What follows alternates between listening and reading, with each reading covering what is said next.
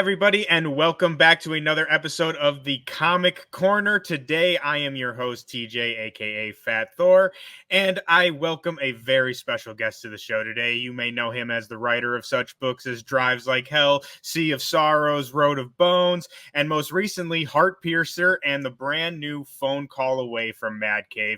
I welcome to the show today, Rich Douek. Rich, how you doing, buddy? Thanks for coming on. Oh, thanks for having me, TJ. I'm doing great. Good. And so today we are here to talk about your brand new book, A Phone Call Away from MadCave, a book that I absolutely loved. But before we get started, I just want to give a quick little shout out. Me and Rich have fortunately done a couple interviews before. So in this one, we're not going to be going over, our typical comic origin, all that kind of stuff. So if you guys want to go check that out, you can go over to my other channel, the Sons of Mjolnir, where I have a couple different interviews with Rich. You can hear all about Drives Like Hell, Heart Piercer, Mechagodzilla, and all the great work Rich has been doing, along with his longtime collaborator, Alex CORMACK. So go and check those out if you're interested. But again, today we are here to talk about A Phone Call Away. But before we get to that, I do want to ask about Heart Piercer a little bit, kind of going off our last conversation. We talked about it before it started. Now we have the last issue, comes out today, right? Yeah. Today. So as we're recording this, final issue of Heart Piercer comes out today. So I gotta ask, what does it feel like to have that story wrapped up? I know it was a 5-issue kind of mini, but I really love this book, and we again talked about the kind of fantasy elements of it. So how does it feel to have that one wrapped up, and is there any hope for some more stories in that universe? Yeah, I mean, it feels really good to wrap it up. It's had a lot of fun writing it. Like, it was the first time I worked with Gavin, who somebody that I'm friendly with and had wanted to work with for a long time. It was just, a question of like finding the right project. And I think Heart Piercer was it. I think it is like very much like a chapter one kind of ending and a chapter one story. Like, there's plenty of stories we have planned that we would love to do, assuming Dark Horse lets us. But it's definitely going to be like, this is almost like if you were thinking of it as a TV show, like this is like the end of like season 1, and then like, give us some time to make season 2, and hopefully we'll be back with it like maybe next year or the following.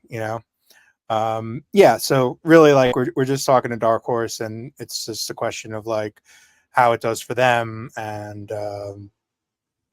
I think as long as it wasn't like a total flop, which I don't think it was, I know that they're like they'll definitely be open to like talking about it and planning it. So we definitely have plans to do more. We're just hammering that out. Well, I really hope that there's more because, like I said, I really love the book. And we talked before, like, I'm just a huge fantasy nerd.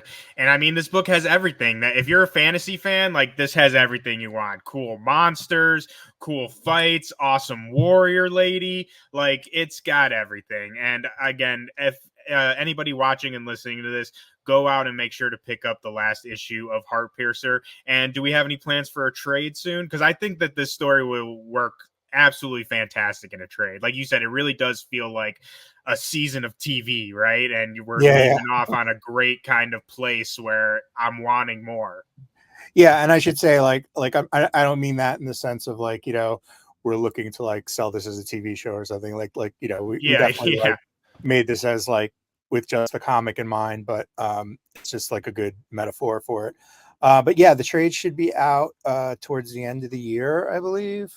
I don't know the exact date, but I know like Drive Like Hell is also going to be out in trade like in December, and I think Heart Piercer will probably be like maybe even before that. I'm not sure, but it'll be coming, definitely coming soon.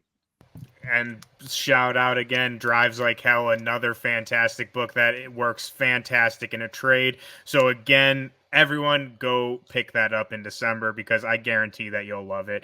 But that kind of leads me perfectly into one of my first questions for Phone Call Away. So like we just said, you're great at the single issue stories and keeping us interested issue by issue, but your works usually are also, like I said, fantastic in a trade and like a binge model.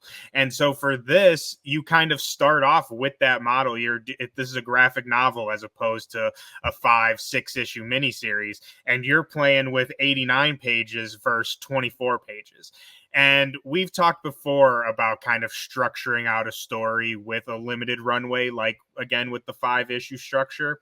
So when approaching this story, like before we get into the story kind of elements and that kind of structure, how did you approach something like this where you have such a bigger runway, again 89 pages as opposed to 24?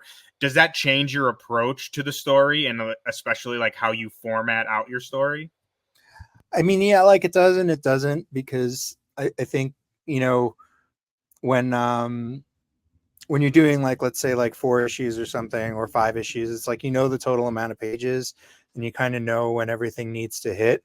I think the biggest difference is it's like when you're doing issues and, you know, like let's say you've got like 20 pages, like or 22 pages or whatever it is, you know, you kind of have to end on that like cliffhanger note, or that you know, stopping point that's going to get people to come back for the next issue.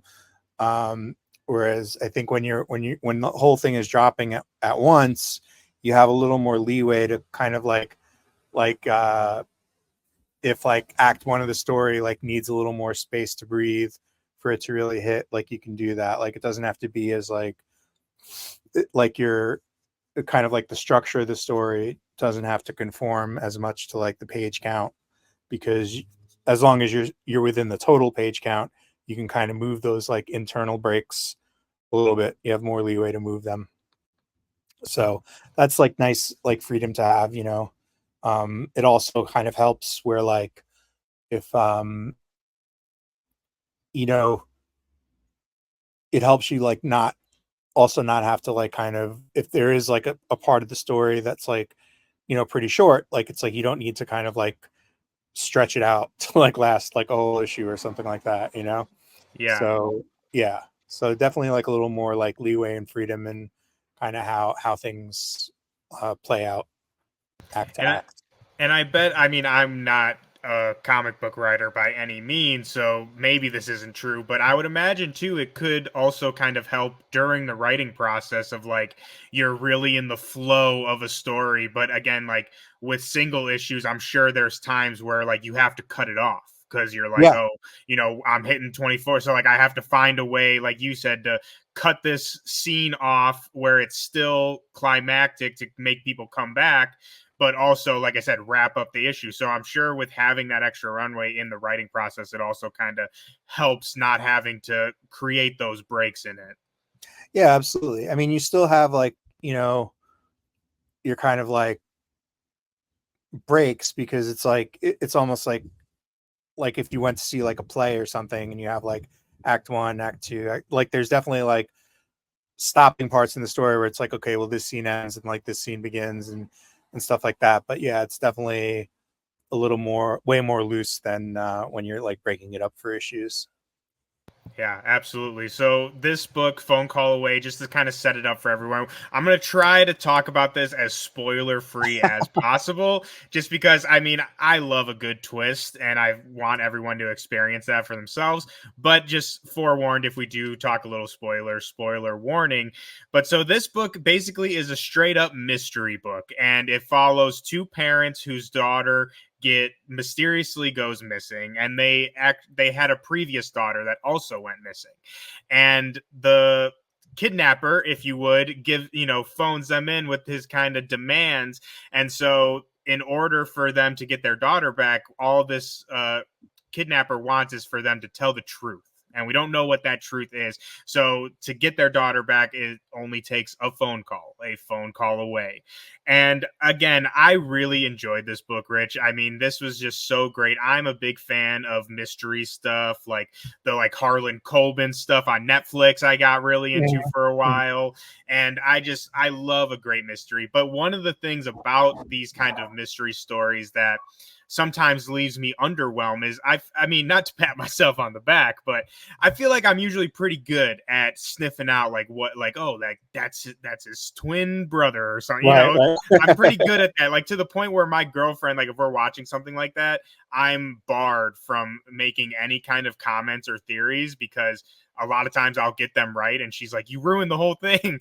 So I got it. So this one though really got me. Like Oh, I good. was fully invested the whole way. There were times which I think you intentionally played it this way. There were times where like I thought I knew what was going on. Like, oh, I got this, right? And then a twist just like completely throws all that out of the water. And then again, the like kind of main twist of the story at the very end, absolutely beautifully done. I did not see that coming at all. So I want to ask you again, kind of going back a little bit to the kind of structure of the story. You've done kind of mystery stuff before. Again, shouting out Drives Like Hell. Just most recently, we played with a little bit of mystery with Gabriel's horn in that one.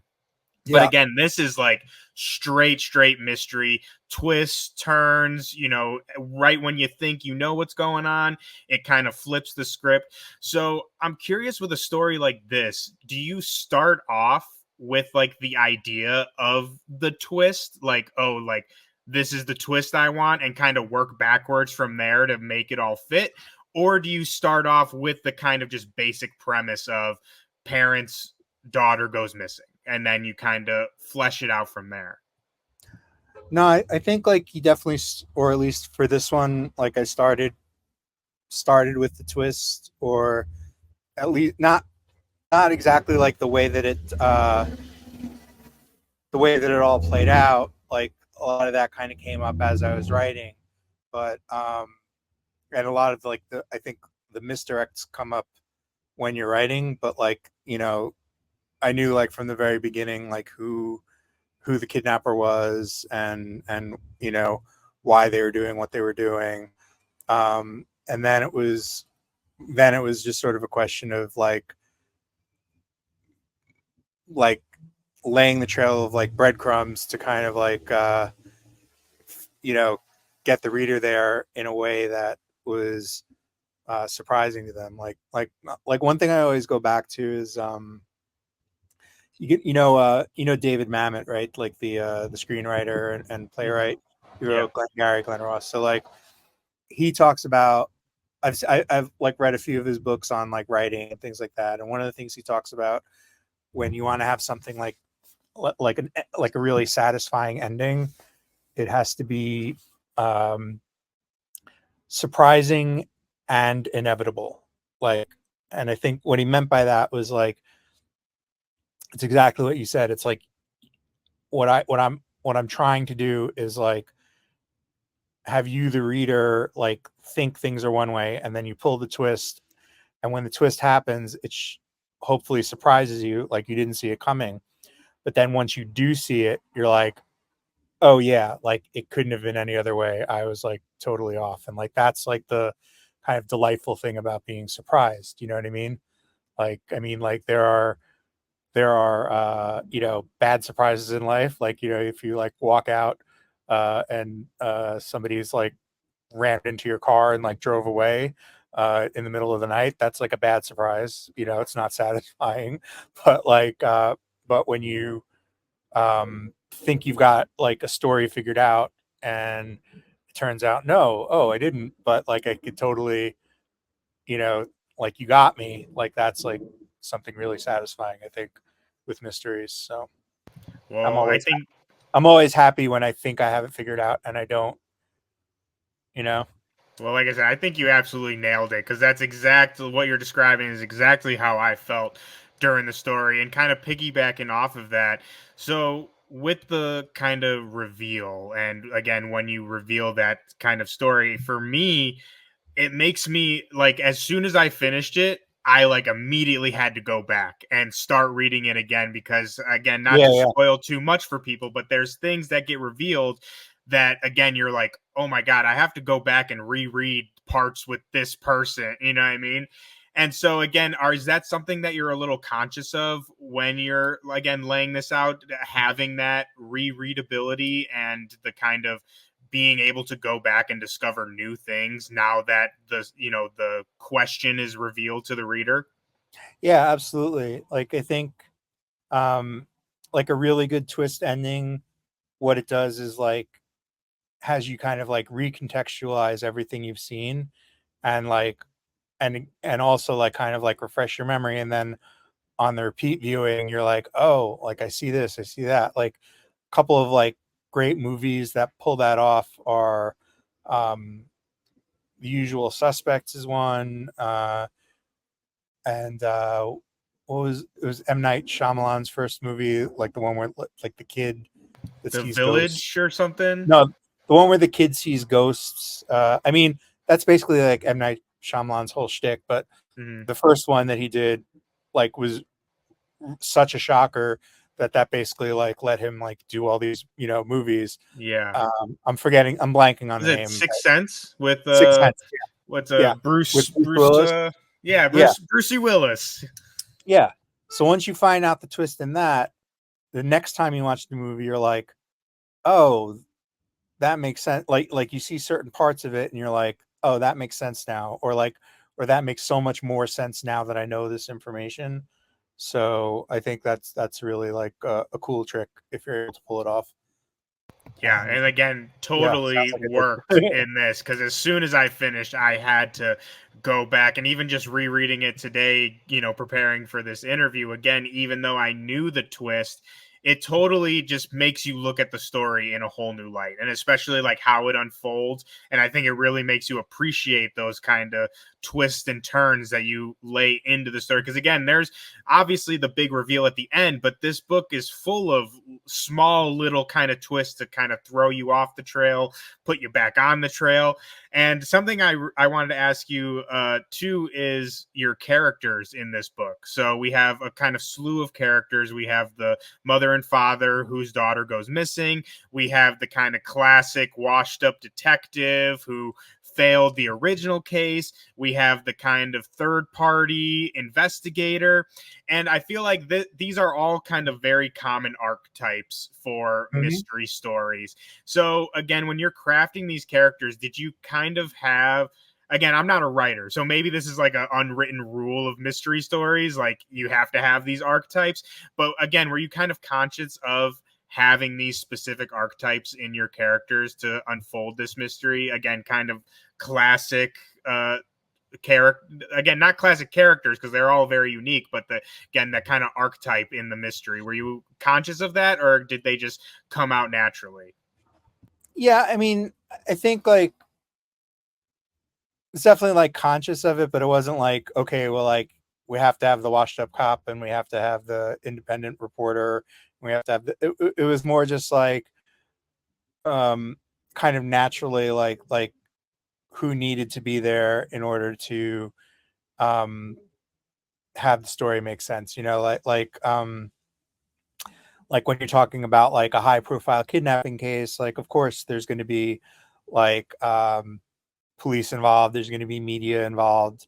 So like the good thing about archetypes is that they give people like give readers like a good like kind of frame of reference, and that they kind of know what to expect, and then you can kind of play off those expectations, you know what I mean? Like if the character is exactly what they expect, that's what that's when you sort of get characters that are like a little bit flat and one dimensional. um but like just the fact that you're using an archetype doesn't mean that you're not that you're like kind of like leaning on it, or not necessarily like being creative with it. It's just that like it sort of gives people a little bit of an expectation of like what they're going to see, and then that's like a tool you can use to kind of subvert those expectations and put a unique twist on it, or hopefully Yeah. unique. Yeah, I love that because again, I think it just all plays into, like you said perfectly, subverting our expectations, both in Yeah. the context of what's going on in the story and with all of our characters. Because I think, again, that kind of concept of playing on the archetypes and playing with our expectations, you can apply that to almost every character in this book, like literally every character. So again, absolutely nailed it in that aspect. And I want to shout out the rest of the creative team as well. We got Yeah. Russell Mark Olson on art, and we got Lucas Gattoni as letterer, and both of them absolutely crushed it too. Russell's art in this, I really enjoyed. It's kind of more, I almost want to say cartoony, but not necessarily cartoony. And the colors as well just fit the vibe so well. We have a lot of like kind of flat colors for more flashback stuff, and then it kind of accentuates like really bright on the clothing and backgrounds and stuff. So absolutely fantastic work. And I Yeah. want to ask you, since we've talked extensively with Alex about kind of your relationship with the artist and collaboration, one, what was it like just working with Russell? And two, what were some of those conversations like about, the feel that you wanted to have for this book, for the mystery, the kind of aesthetic of it all? Sure, sure. Yeah. I mean, Russell and Lucas both did an amazing job um, with the material. And like, I know with Russell, we had a lot of discussions about like um, what style he was going to use because he's a pretty versatile artist and has a few different styles. But like what we were going for wasn't so much like realism. It was more just like we talked a lot about how the artwork would kind of like get across the mood, get across the um, the I guess you call it like drama and tension and stuff like that. So like the really like stark bright colors help with that. Like it's almost like dramatic like dramatic colors help like increase the drama of the scene. And then also he came up with the just the idea of like using like the muted kind of colors for the flashbacks, which are like really I think like appropriate because it's like it's something like where you can tell like just with like a glance that like you don't that you're like in the past, and it actually really helps me as a writer because it's like because if you don't have that clean line kind of um delineating like what's flashback and what's not, it's like then I have to like go in and do it with captions, and that kind of risks breaking up the flow of of like the narrative, especially if you're doing something with where you have like narrative captions where like you're supposed to be hearing like somebody's voice inside their head or something like that. It's like I really like to kind of keep that flow and not have too many things like being like 20 years ago, or like anything like that. And like as far as like the lettering goes, I think Lucas did a great job with the script and just sort of like bringing your eye across the page and making it very clear like who's who and who's talking. So um just put that like extra polish on the book to like make it just read really really well. So Yeah, I very mean, happy the with that. the lettering definitely flows super nice. And again, I love the way you talk about just again the whole structure of the book, the flow of the book, and especially like you were saying with using the art to supplement, like you said, not having to have a word bubble in there or a transition bubble of, oh, here we are. Like you can do that with the artwork, and I think a lot of people don't think about those kind of things. So I love Mhm. hearing stuff like that. Again, the collaborative effort, how the art enhances the script, enhances the lettering, and all that good stuff. Like I said, I think you guys really worked in tandem perfectly together on this book. Again, shout out MadCave as well. They've been putting out some absolutely fantastic books. And Oh one yeah. last question I have for you about Phone Call Away. Again, everyone watching, listening to this, go pick up Phone Call Away. Just came out last week. Last week, or does it come out today? Again, we're recording this on No. Wednesday. Yeah, no, it came out last week. Last week, yeah. So Last it's week, yeah. already at the shop. It's sitting there waiting for you, all pretty on the shelf. So go out and pick that up. And but the last question I have for you on this is another element that I really loved about this book is your you. It feels so like of the time. right? And Mhm. like you use a lot of modern things. For example, some of our main characters are like like social media influencers, and technology. Again, the book is called A Phone Call Away, so technology kind of plays a big role in this book, and especially in the kind of relationships of everyone. So I just want to ask you, like, again, when you're conceptualizing the story, where did the idea come from to add these, very modern kind of elements of social media, and what that kind of does to people, like the kind of mindset that people who are kind of influencers are a little too much into the technological world?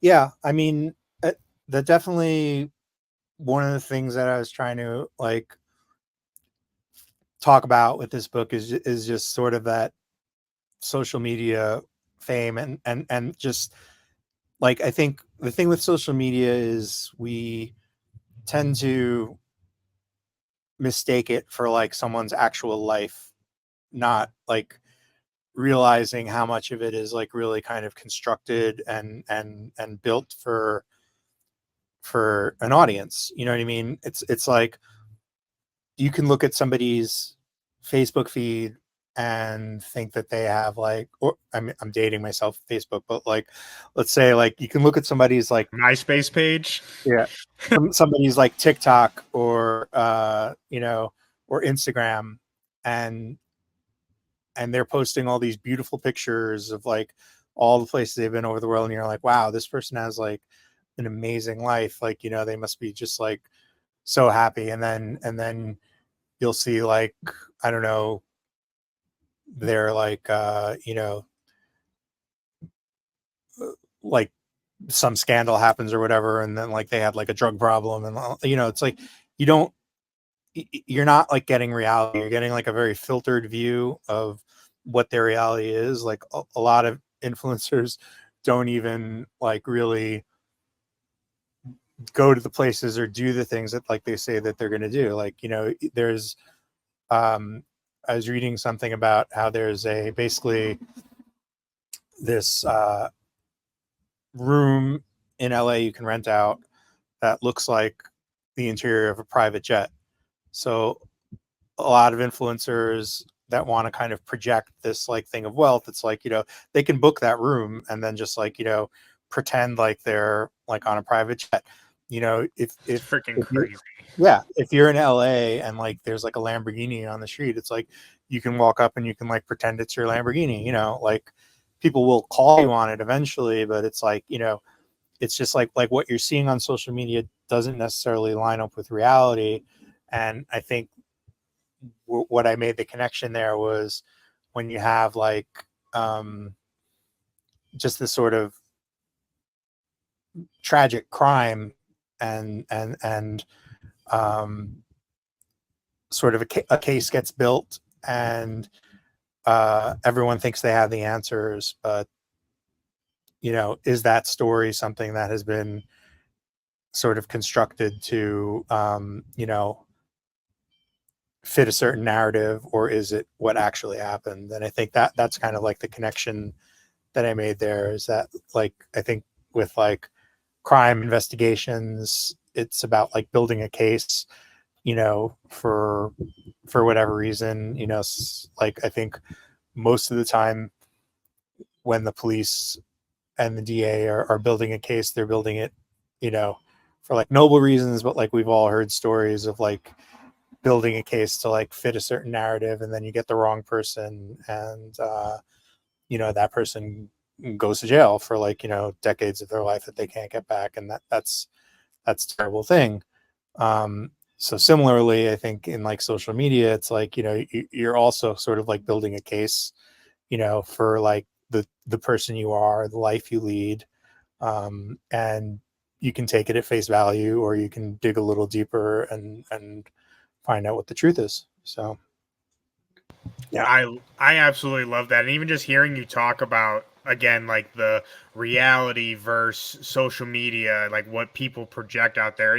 Just talking about this again, why I think this book is so good is even just talking about that concept made me, as you were talking, look at this book in a different light. Like, especially, I don't want to, again, spoil too much, but the two characters that are the kind of influencers of the book, again, like just hearing you say that totally makes me look at them in a different kind of light. And I'm, as we're talking about this right now, I'm wanting to go back You and got to go back reread and read it those. for a third time. Yeah, and I'm like, dude, like again, like just that concept again just makes me think about it differently. And again, I think that's one of the major keys of this book and the evidence of it being so successful in, again, being a satisfying mystery is it just, there's so many things that beg you to go back and reread and again look at these characters in different ways each time you read it. So again, I can't say it enough. Everyone listening, watching this, go pick up Phone Call Away. If you like mysteries, this is definitely a book for you. You will absolutely love it. And just like me, I almost guarantee that you will go back, reread it over and over again. This is one that I definitely need on my bookshelf. And Rich, something else we have to talk about before we get you out of here, something else that I am a huge fan of, is you just started a new kind of cooking show, if you could call Yeah. it, comics cooking show, which I am me and you, we're just on the same brain length, my friend, because I am also a big fan of cooking. I cook all the time. I love trying new recipes, all that kind of stuff. And so again, you started this new comic cooking kind of channel on your socials. So I got to ask you about all about it. And to start it off, I just want to ask, I know that you talked about you've cooked professionally before. So I just want to ask, what's your kind of similar to comic origin, what's your kind of cooking origin? Like, how did you get started in the kitchen?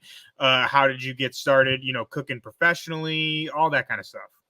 Yeah, I mean, I personally was never a professional chef, but my dad was, so I kind of grew up in kitchens. Like, like he owned over his lifetime, I think, like, yeah, he owned like three different restaurants, and was also Wow. like uh had like like at different times, like he had a restaurant, then would sell it, and Yeah. like whatever. So three different restaurants. He would work for like catering companies and stuff like that. So when I was really young, like I was always kind of like, it's like, oh, let's go see dad at the restaurant or whatever, and I would hang out and like watch all that stuff going on. And then when I was a little bit older, like sort of like my teenage years, if I you know needed like a summer job or something, or like whatever, like I could, I would either be on the wait staff, or like back in the kitchen, like washing dishes, or just like kind of helping out like where I could. So, and he would also uh like when he was like thinking about like recipes, like he'd cook stuff like several times at home, and like we would all try it and talk about it, and like what we liked, what we didn't like, stuff like that. And so that's basically like how I kind of got you know involved in like the like cooking life, I guess you could call it. But he was always very much like, don't go into this business. It's like, it's a, I want something better Yeah. for you. It's like a hard business. So I never like advanced to like the level of like being a professional chef. But like everybody else, like I loved watching like Anthony Bourdain and like all these cooking shows on TV. Like it was always like, I think like him having the restaurants and me being there, like really got me into like wanting to like try new things, and really explore different cuisines, because especially like with the catering businesses, like he like depending on what party he was catering, like it could be something completely different. Like catering like an Italian wedding, you're cooking completely different food than when you're catering like a Persian wedding, let's say. And but being exposed to like all those different kinds of food, I think really just sort of opened up my palate and my thirst for like finding good food. And then like I've been trying to do something like video oriented for a while, and it just sort of it just felt like if I was just gonna like be like do videos and be like, hey, my name is Rich and here's my new book, blah, blah, blah. It's like I think it would be fine, but it's not necessarily like interesting. So I was just sort of like watching I was like scrolling through TikTok one day, just flipping through, and I kept getting these videos of these like guys like doing cooking videos, and guys that and women too, but like people that were not that different than me, you know what I mean? Like they weren't like it wasn't like some super high-end professional chef. It was just like some dude like in his kitchen making his favorite sandwich or something like that. And it just sort of occurred to me like like I cook myself and my kids lunch like pretty much like every day. And it's like I'm cooking, and like maybe I could just sort of film myself doing this. Like I don't need to be like I don't need to be Anthony Bourdain. I don't need to be a supermodel. I could just be myself, like doing a cooking video. And I was like I was like and how do I tie it into comics, because I want my social media to be about comics. And then I think it was I was reading my friends Scott, Brian Wilson, and Liana Kangas have a book called True Cult, which is all about uh, it's like these like fast food workers that get like involved with like a cult. And I was like fast food, like a burger. I was like, maybe I could do like the burger in the book, or like my version of the burger in the book. And then I just sort of like, well, I wonder if there's other books that I could do that for. And I was like, I could do it for my books, I could do it for friends' books, I could do it for classics. And I was still kind of like, this sounds like a little bit harebrained, like let me just like check and see if like this is so I like told my wife about it, and she was like, that's an amazing idea. Like I asked a couple of friends, and they were like, yeah, you absolutely do it. And then I was just like, one day I just said, screw it, and I filmed one and put it together and showed it to a few people, and they liked it. So I was like, all right, we're off. So then just basically just I don't do it like every single day, but like when the mood strikes me, and like when I'm like cooking something, like I'll film it and then put it out there. And like honestly, like it like I think the response has been great. Like like way more people are into like watching that than they are to like I've done like you know trailers for my comics and things like that, and or like videos where like it's just me talking. Like it's like I don't know. Think it's like more interesting to watch, and I just love it because it gives me a chance to like talk about like a lot of books that I love that don't get talked about so much, because you know they might be like a little older, or they might be like just like everything in comics is like talking about like what came out this Wednesday, what or like what's coming out next Wednesday, or like whatever. And then like once a book kind of goes through its, I guess like call it like a hype cycle or like whatever, then it's like nobody talks about it anymore. So like this is just like a really great opportunity for me to kind of like dive into my bookshelves and be like, oh, I want to talk about this book, I want to talk about what I love about that book. And this so that's basically it. And I just like I just do it for fun, and obviously for like the selfish reason is to like get people to watch it and stuff. But I'm not like looking to do it to I don't know, be on the Food Network next year or something like Yeah. that. Well, I Yeah, absolutely love it. I just like you, I'm a big fan of those kind of cooking videos and stuff like that. And I think you bring up a fantastic point of, like you said, a lot of these, at least the ones that I like, are just regular people, like just like, hey, here's my grandma's, whatever recipe. yeah, Like I love those kind of videos. And something I think is really special about yours and what makes it stand out is you actually like, and this sounds crazy because you would think like everyone would do this, but like you actually talk about the book, not just like, yeah, oh, this book is written by Jed McKay and it's the Avengers, blah blah blah. Like you actually go into like what the story is, like what this fits in, like, oh, this is part of the blood hunt, or whatever it might be. And I think that really excuse me, makes it stand out and makes it stand on its own two legs. Because again, I've seen maybe not necessarily comic books, but I've seen other videos of like, oh, let's make a Krabby Patty, right? And Right. it's like Yeah. Yeah.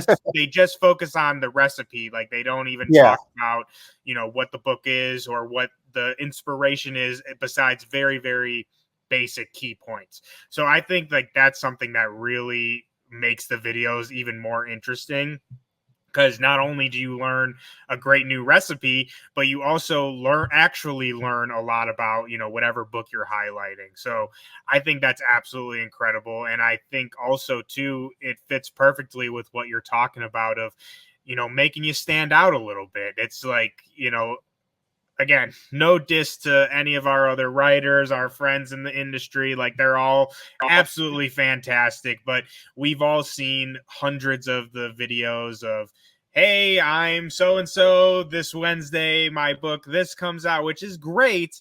But I think this is a fantastic way to, like I said, not only make yourself stand out, show off your personality a bit, because you're a cool guy, Rich. I got to say, you're a cool, Oh, fun thanks. guy. So, any opportunity I think to show that to people and to show your personality a little bit is absolutely great. And so we got a couple recipes out already, and so, I want to ask, do you have anything like super special planned, like a super big recipe with like a big book or something? Like, I know like you said it's a lot of your work, friends works, classics, but is there one like, oh, I gotta do that, like, I don't know, like Secret Wars or something crazy? Yeah, I'm looking forward to doing the doing Watchmen. Uh, I'll spoil. That will be good. I'm gonna do I'm gonna do baked beans to kind of call back to that famous scene with I say, Rorschach. yeah, you got to do beans. Yeah, that's gonna be a lot of fun. I'm gonna do my friend Chris Condon's book, That Texas Blood. It's gonna. I think I'm gonna use it as an excuse to smoke a Texas style brisket, Oh, which yeah. Now you're speaking my I'm always language, looking for an dude. excuse for. Yeah. Um, yeah, I already filmed videos where I'm smoking ribs, and I also did some like bacon burnt ends, which came out really really good. Oh, So yeah. Again, um, you're speaking my language. I love to yeah, cook, but and in my heart of hearts, I'm a grillman. yeah, I'm a grill and master. any excuse I have to like fire up the smoker, I will take it. So I'm looking forward to Anytime my those. girlfriend's like, "Oh, Yeah. like we should have wings or something," I'm like, "Should I smoke them?" Like you said, I am always looking for an opportunity to hop on the smoker. Unfortunately, it's been like 100 degrees here for the past 2 months, so which Yeah. is like absolutely like devastating. I'm sure you're the same way. Like once summer comes around, that's grilling season, baby. Like that's one of the things I'm most excited for. So I've Yeah. unfortunately have not been able to grill almost at all this summer.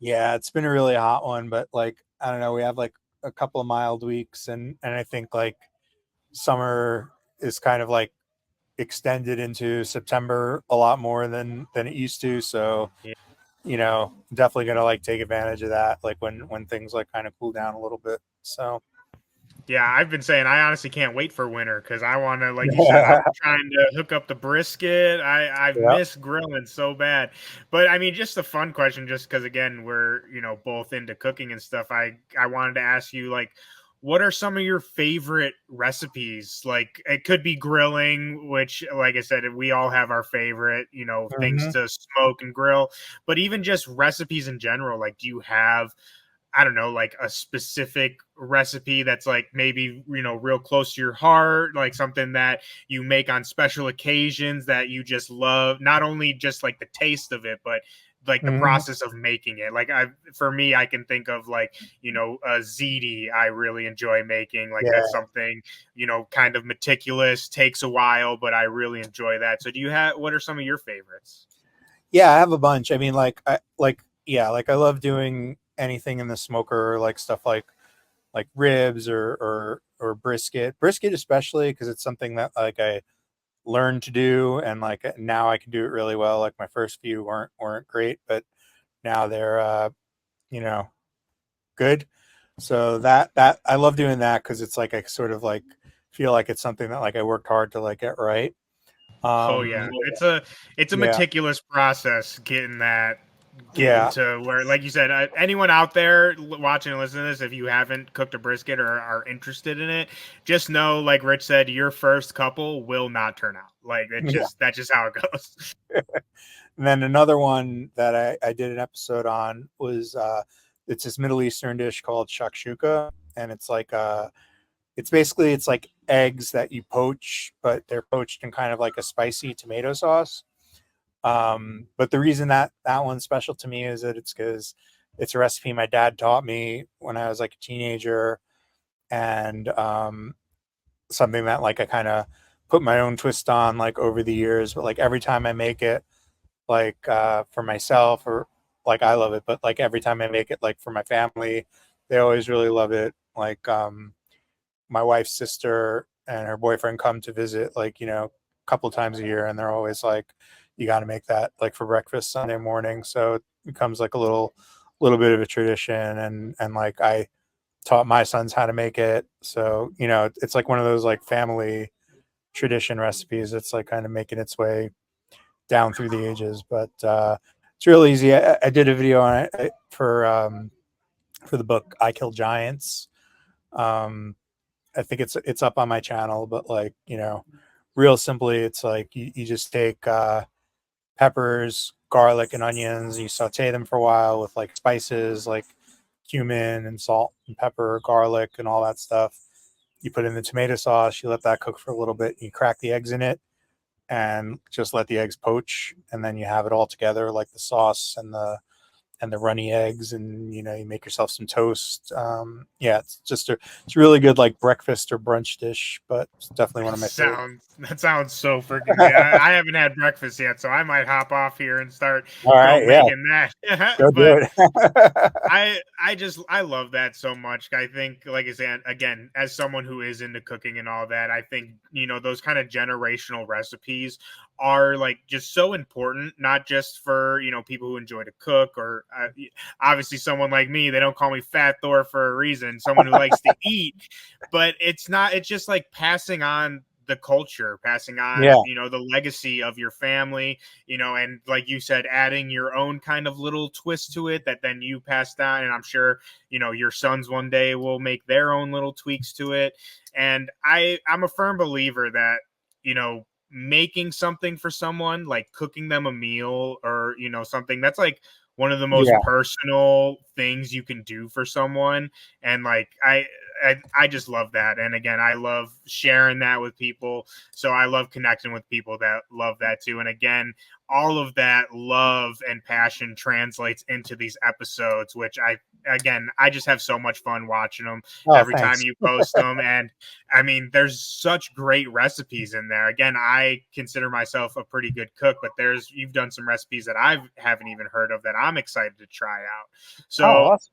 Yeah. again, everyone watching, listening to this, if you want to keep up with Rich's work and hear about some great books, and again learn some fantastic recipes, go check out his channel on TikTok, Instagram, Twitter, anywhere on the socials you find him, you can find him. I'll also be linking links to all of that in the description below this video, so you don't even gotta leave. Just go right under there. You can check out all those videos and everything Rich is doing.